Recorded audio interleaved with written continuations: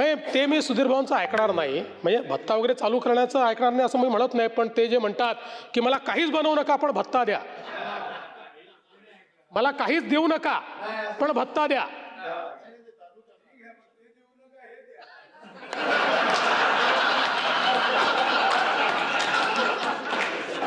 हे जरी सभागृहाच्या पटलावरनं काढलं जाणार नाही असं अध्यक्षांनी सांगितलं असलं तरी आमच्या मानस पटलावर सुधीर भाऊंचं जी काही जागा आहे ती फार वरची आहे.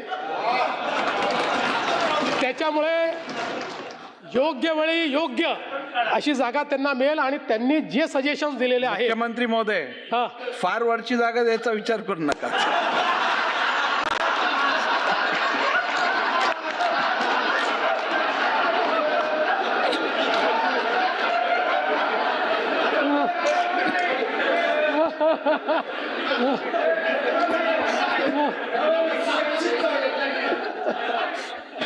अध्यक्षांच्या जागेला कुठलाही धोका नाही.